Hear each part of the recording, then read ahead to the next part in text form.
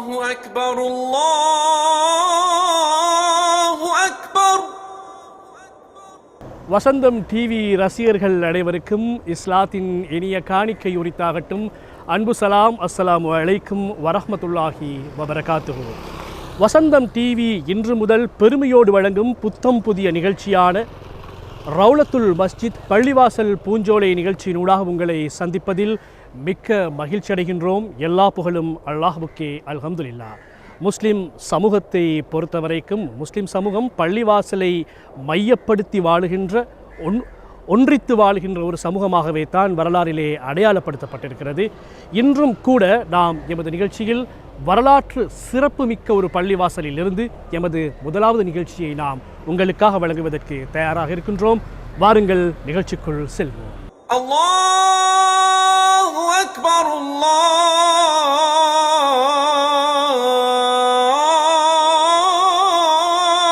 அக்பர். அஷ்ஹது அன் லா இலாஹ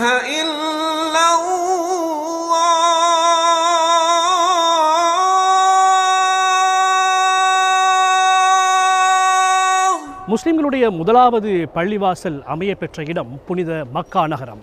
அங்கு இருக்கின்ற கஅபத்துல்லா தான் முதலாவது உலகின் இறை இல்லம். அல்லாஹ் சுப்ஹானஹு வ தஆலா தனது முதலாவது பள்ளிவாசலை நிர்மாணிப்பதற்காக மக்கா நகரை தெரிவு செய்தான். இப்படி ஒவ்வொரு நாட்டிலும் ஒவ்வொரு ஊர்களிலும் பள்ளிவாசல்கள் அமைய பெற்றன. இலங்கையிலும் கூட பல்லாயிரக்கணக்கான பள்ளிவாசல்கள் இருக்கின்றன. ஆனாலும் இலங்கையினுடைய முதலாவது பள்ளிவாசலை நிறுவுவதற்காக அல்லாஹ் சுப்ஹானஹு வ தஆலா தெரிவு செய்த இடத்திலிருந்து தான் நாங்கள் உங்களை சந்திக்கின்றோம். பேருவலை மருதானை பகுதியிலே தான் இலங்கையினுடைய முதலாவது பள்ளிவாசல் 900ஆம் ஆண்டுகளிலே கட்டப்பட்டது.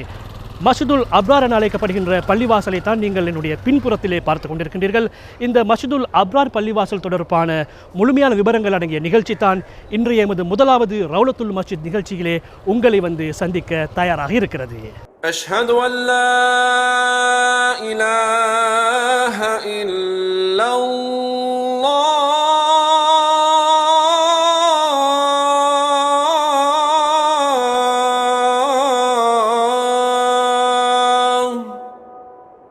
அஸ்ஸலாமு அலைக்கும் வரஹ்மத்துல்லாஹி வபரகாத்துஹு. அன்பார்ந்த நேயர்களே, இன்றைய தினம் எமது மஸ்ஜிதுல் அப்ரார் என்று சொல்லக்கூடிய மிக பழமையான பள்ளிவாசலை பற்றி முக்கியமான சில தகவல்களை தரலாம் என்று நான் நினைக்கின்றேன். அந்த வகையில் இலங்கையில் கட்டப்பட்ட முதலாவது பள்ளிவாசலாக எமது இந்த மஸ்ஜிதுல் அப்ரார் பள்ளிவாசல் இருந்து கொண்டிருக்கிறது. இலங்கையை பொறுத்தவரைக்கும் ஆரம்பமாக முஸ்லீம்களினுடைய வருகை தந்த பூமியாக இந்த பேருவலை என்று சொல்லக்கூடிய இந்த நகரம் இருந்து கொண்டிருக்கிறது. இந்த பேருவலை என்ற இந்த நகரத்துக்கு பர்பலி என்ற பெயரை அந்த காலத்தில் அரேபியர்கள் சூட்டியிருந்தார்கள். அது காலத்துக்கு காலம் மறுவப்பட்டு பேருவலை என்ற பெயரை கொண்டு தற்பொழுது அழைக்கப்பட்டு கொண்டிருப்பதை யாவரும் அறிவீர்கள். அந்த வகையில் இந்த பள்ளிவாசல் கிறிஸ்துக்கு பின் 920 இந்த பள்ளி கட்டப்பட்டதாக சொல்லப்படுகிறது. இதற்கான பல சான்றிதழ்களும் கிடைக்கப்பட்டிருக்கின்றன. அந்த 920 என்பது ஹிஜ்ரி 333ஆம் ஆண்டு இந்த பள்ளி உருவாக்கப்பட்டிருக்கிறது என்று சொன்னால், அதாவது இஸ்லாமிய வரலாற்றினுடைய ஆரம்ப காலத்துக்கே இந்த பள்ளி எங்களை எடுத்து செல்கிறது என்பதை மறுக்க முடியாத ஒரு உண்மையாக இருந்து கொண்டிருக்கிறது. பின்னர் காலத்துக்கு ஏற்றவாறு இந்த பள்ளியை விசாலமாக்க வேண்டும் என்பதற்காக வேண்டி அன்றைய காலத்தில் 1983ஆம் ஆண்டு எமது நாட்டினுடைய அன்றைய சபாநாயகராக இருந்த பாக்கிர் மாக்கர் அவர்கள் இந்த பள்ளியை இந்த ஊர் மக்களுடைய ஒத்துழைப்புடன் புனர் நிர்மாணம் செய்து இதை மேலும் விஷாலப்படுத்தினார்கள். அது 1986ஆம் ஆண்டு நிறைவு பெற்றதற்கு பிறகு இதை உத்தியோகபூர்வமாக மீண்டும் திறந்து வைக்கப்பட்டது. என்றாலும் இந்த பள்ளியில் இருக்கக்கூடிய அந்த மிம்பரை எந்த விதமான மாற்றமும் செய்யாமல் எவ்வாறு அது ஆரம்பத்தில் இருந்ததோ அதை அவ்வாறே இன்றும் வைத்து அதை பாதுகாத்து கொண்டிருக்கிறார்கள். இந்த பள்ளியில் இப்போ உள்ள அமைப்பை பார்த்தால் காலப்போக்கில் ஜனப்பெருக்கங்கள் கூடினத்தினால இந்த பள்ளியை விசாலமானதாக ஆக்க வேண்டிய நிலைமை வந்துச்சு. அதே அமைப்பில் தான் இந்த பள்ளியை புனர்நிர்மாணம் செய்யப்பட்டதுக்கு பின்னால் அந்த மிம்பர்னு சொல்லக்கூடிய, அதாவது வெள்ளிக்கிழமை ஹத்தீப்மார்கள் மிம்பர் ஹொத்துபாவதக்கூடிய இந்த மிம்பர் அதை எதுவுமே செய்யலை. அதை 920 எப்படி அந்த மிம்பர் இருந்ததோ அதே அமைப்பில் இந்த மிம்பரை வைத்திருக்கிறது. எந்த மாற்றமும் இல்லை. அதாவது இது இந்த முழு பள்ளி எடுத்து பார்த்தாலும் அனைத்தையுமே புதுசாக செய்யப்பட்டிருக்கிறது. ஆனால் இந்த மிம்பர்னு சொன்னால் அதே அமைப்பில் தான் இன்னும் வச்சிருக்கிறார். இதை கண்கூடாக பார்த்து கொள்றதுக்கு இன்ஷா அல்லாஹ். حي على الصلاة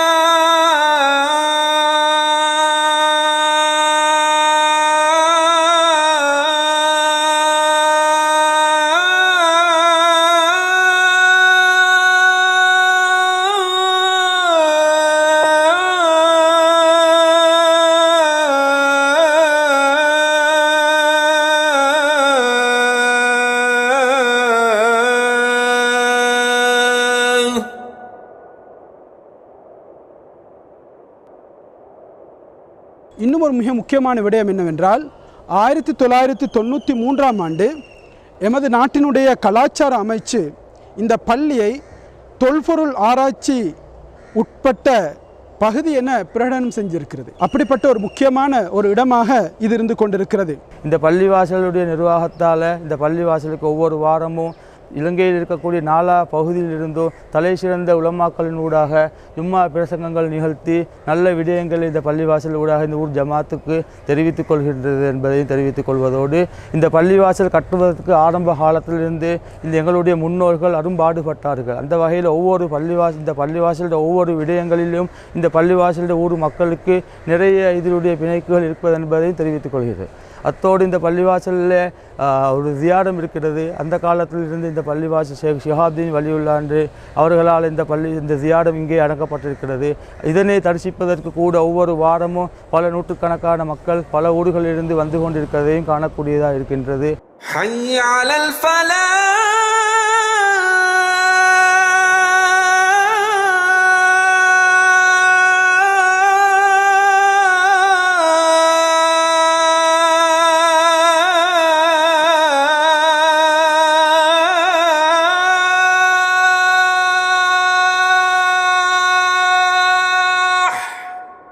இந்த பள்ளி வாயிலை பொறுத்த வரைக்கும் ரமலான் மாதத்தை எடுத்துக்கொண்டால் இந்த பள்ளி வாயல் உறங்காத பள்ளி வாயல் என்று சொல்லலாம்.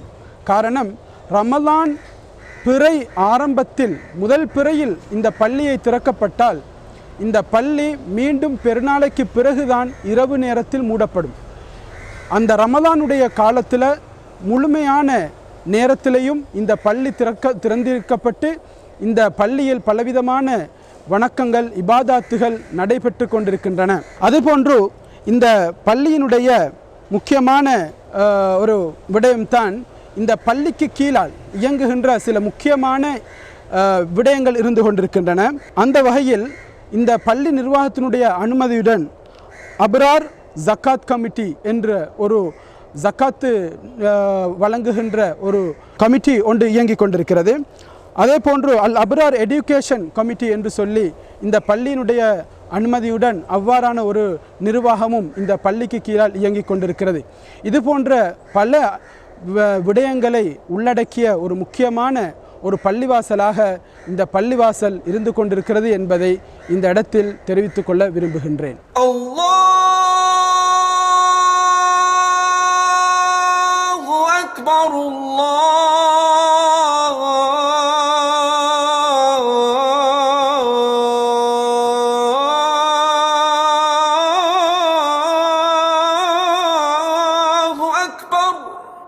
لا إله إلا الله. மஸ்ஜிதுல் அப்ராருக்கு இலங்கையினுடைய முதலாவது பள்ளிவாசல் என்ற வரலாற்று தனித்துவம் இருப்பதை போன்று இன்னும் ஒரு வரலாற்று தனித்துவம் இருக்கிறது. இலங்கையில் வேறு எந்த பள்ளிவாசலிலும் இல்லாத ஒரு குளத்தை முகப்பிலே கொண்டதாக இந்த மஸ்ஜிதுல் அப்ரார் பள்ளிவாசல் இருக்கிறது. எனது பின்புலத்திலே நீங்கள் அந்த குளத்தை பார்த்து கொண்டிருப்பீர்கள். வழமையாக நாங்கள் முஸ்லிம்கள் பள்ளிவாசலுக்கு செல்கின்ற பொழுது உழு எடுத்து செல்வது வழக்கம். அந்த காலத்து மக்கள் இந்த குளத்தை அமைத்து சில சந்தர்ப்பங்களில் குளித்துவிட்டு இந்த பள்ளிவாசலுக்குள் சென்று தொழுகையில் ஈடுபட்டதாகவும் வரலாற்று சம்பவங்கள் கூறுகின்றன. இலங்கையிலே குளத்தோடு அமைய பெற்ற ஒரே பள்ளிவாசலான மஸ்ஜிதுல் அப்ரார் பள்ளிவாசலில் இருந்துதான் எங்களுடைய இன்றைய முதலாவது நிகழ்ச்சியை நீங்கள் பார்த்து கொண்டிருக்கின்றீர்கள். நிறைய பிரயோஜனங்கள் இந்த குளத்தின் மூலமாக இந்த மரதான மக்கள் காண்டு கொண்டு இருக்கிறாங்க. அதாவது ஒரு காலத்தில் பள்ளிக்கு சூழலாக உள்ள நிலைமையில் லைன் தண்ணி டெப் தண்ணி எதுவுமே இல்லை. அந்த காலத்தில் கூட நிறைய மரதான மக்கள் இந்த குளத்தின் மூலமாக வந்து குளிப்பாங்க. அதே நேரத்தில் கடலுக்கு செல்லக்கூடிய சகோதரர்கள் கடலுக்கு போயிட்டு வரும்பொழுது அப்படியே வீட்டுக்கு போக மாட்டாங்க. அப்படியே பள்ளிக்கு வந்து இந்த குளத்தின் மூலமாக அவர்கள் துப்புரவு செய்து கழுகி மேல்களை கழுகி அவர்கள் இந்த பள்ளியில் 2 ரக்காத்துக்கள் தொழுது விட்டுத்தான் அவர்கள் வீட்டுக்கு போவார்கள். 2023 மார்ச் மாதத்திலிருந்து எங்களை புதிய நிர்வாகம் ஆரம்பித்தது. 3 வருஷத்துக்கு வக்குஃப் போர்டால் அத்தாவுல் ஹாஜியார் சேர்மனாகவும் ஜாபிர் ஹாஜியார் ட்ரெஸரராகவும் மர்ஜான் டாக்டர் ஒரு செக்ரட்டரியாகவும் MHM ஹுசைப் நானாகியவர் அசிஸ்டன்ட் செக்ரட்டரியாகவும் அதே போன்று ரீசா ஹாஜியார் அவர் அசிஸ்டன்ட் ட்ரெஸரராகவும் நியமிக்கப்பட்டார்கள். மாஷா அல்லாஹ் இந்த பள்ளியுடைய நிர்வாகம் அழகாகவும் இதுவரைக்கும் அழகாகவும் எந்த விதமான குறையும் இன்றி நடந்து கொண்டு போகுது. அல்ஹம்துலில்லாஹ். அஸ்ஸலாமு அலைக்கும் வரஹ்மத்துல்லாஹி வபரகாத்துஹு. அஷ்ஹது அன் லா இலாஹ இல்லல்லாஹ்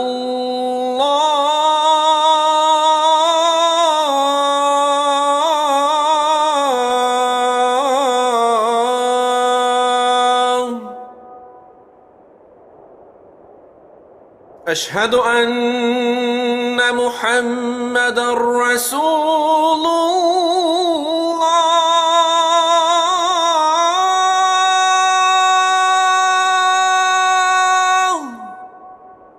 ரவுலத்துல் மஸ்ஜித் பள்ளிவாசல் பூஞ்சோலை நிகழ்ச்சியோடு இணைந்திருக்கின்றீர்கள். இலங்கைக்கு அருட்கொடையாக அமைந்த இலங்கையினுடைய முதலாவது பள்ளிவாசலான பேருவலை மருதானை மஸ்ஜிதுல் அப்ரார் பள்ளிவாசலில் இருந்து இன்றைய எமது முதலாவது நிகழ்ச்சியை நாம் உங்களுக்காக வழங்கி கொண்டிருக்கின்றோம். இப்பொழுது என்னோடு இருக்கின்றார் இந்த பள்ளிவாசலினுடைய பேஷ் இமாம் மௌலவி MMM முகர்ரம் அல் அஸ்ஹரி அவர்கள். உண்மையில் ஹஸ்ரத் அவர்களே, உங்களிடம் நான் கேட்க வேண்டிய ஒரு விடயம்தான், குறிப்பாக இந்த பள்ளிவாசல் என்று சொல்லுகின்ற பொழுது இஸ்லாத்திலே எந்த அளவுக்கு இந்த பள்ளிவாசல் முக்கியத்துவம் பெறுகிறது? குறிப்பாக நபி அவர்களுடைய வாழ்க்கையினுடைய வழிகாட்டலிலும் சரி அல்லது ஷஹாபாக்களுடைய வாழ்க்கையினுடைய வழிகாட்டலிலும் சரி பள்ளிவாசலுக்கு இஸ்லாம் மார்க்கம் வழங்குகின்ற முக்கியத்துவம் என்ன? பிஸ்மில்லாஹிர் ரஹ்மானிர் ரஹீம். அன்புக்குரிய சகோதரர்களே, பள்ளிவாசல் என்று சொல்லுகின்ற பொழுது அது மஸ்ஜித், அல்லாஹுக்காக வேண்டி நாங்கள் அவனை தலை குனிவதற்காக அவனை வணங்குவதற்காக அமைக்கப்பட்ட இடங்கள் தான் பள்ளிவாசல்கள். எனவே இந்த பள்ளிவாசல்களிலே தொழுகையுடன் மாத்திரம் நின்றுவிட்ட இடமல்ல, பள்ளிவாசல் மூலமாக முழு முஸ்லிம் சமூகத்துக்கும் முழு மனித சமுதாயத்துக்கும் வழிகாட்டப்பட்ட இடம்தான் பள்ளிவாசல். எனவே ஆரம்ப காலம் தொட்டு அருமநாயகம் முஹம்மது ஸல்லல்லாஹு அலைஹி வஸல்லம் அவர்களுடைய ஆரம்ப காலத்திலிருந்தே பள்ளிவாசலின் மூலமாக தொழுகை நடத்தக்கூடிய இமாம் தலைவராக இருந்து மக்களுக்கு என்னென்ன தேவைகள் இருக்கின்றதோ அவைகள் அனைத்தையும் பள்ளிவாசலில் இருந்து கேட்டு அவைகளுக்குரிய ஏற்பாடுகளை செய்து கொள்ளக்கூடிய இடமாகவும் பள்ளிவாசல் அமைந்திருந்தது.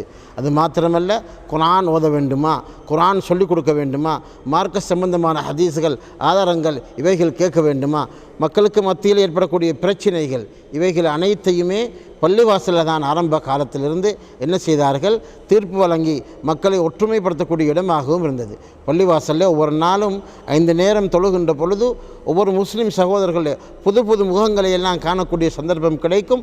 அந்த நேரங்களில் எல்லாம் முஸ்லீம்களுடைய காணிக்கையாகிய அஸ்ஸலாமு அலைக்கும் வரஹ்மத்துல்லாஹி வபரகாத்து என்று சொல்லுகின்ற அந்த பழக்கம் அவர்களுக்கு வருகின்ற பொழுது அதன் மூலமாக ஒற்றுமை ஏற்படுத்தக்கூடிய இடமாகவும் பள்ளிவாசல் அமைந்தது. அது மாத்திரமல்ல, வெள்ளிக்கிழமை நாட்களிலே ஜும்மாவுடைய தினமாக அமைக்கப்பட்ட அந்த நாளையில் முழு முஸ்லீம்கள் எங்கெங்கெல்லாம் ஊரில் இருக்கிறாங்களோ அவர்கள் அனைவர்களையும் ஒரே இடத்திலே அமரச் செய்து ஒரே இடத்துக்கு அழைத்து அந்த இடங்களிலே முழுமையாக எல்லா முஸ்லிம் சமூகங்களையும் ஒற்றுமைப்படுத்துவதற்காக வேண்டி அமைக்கப்பட்ட இடமாகவும் பள்ளிவாசல் இருந்து கொண்டிருக்கின்றது. அதேபோல் நம்முடைய பள்ளிவாசல், இந்த பள்ளிவாசல் எங்களுடைய இலங்கை நாட்டிலே முதலாக அமைக்கப்பட்ட பள்ளிவாசல். இந்த பள்ளிவாசலில் மாஷா அல்லாஹ் நல்ல முறையில் தொழுகையுடைய அமல்கள், ஏனைய அமல்கள், இபாதத்துகள் எல்லாம் அழகாக நடைபெற்று கொண்டிருக்கின்றது என்பதை சொல்லிக்கொள்வதில் பெரும் மகிழ்ச்சி அடைகின்றேன். ஆம் அசத் அவர்களே, குறிப்பாக நீங்கள் சொன்ன ஒரு விடயம்தான், இந்த பள்ளிவாசல்கள் தொழுகைக்கு மாத்திரமன்றி அதனையும் தாண்டி சமுதாய கட்டமைப்பை உருவாக்குவதற்காக பெரும் பங்கு வகிக்கின்ற ஒரு மத்திய நிலையமாக இருக்கிறது. குறிப்பாக உமர் ரலியல்லாஹு அன்ஹு அவர்களுடைய காலத்திலே தான் இந்த பள்ளிவாசலினுடைய சேவை பரந்துபட்ட அளவிலே வியாபிக்கப்பட்டது.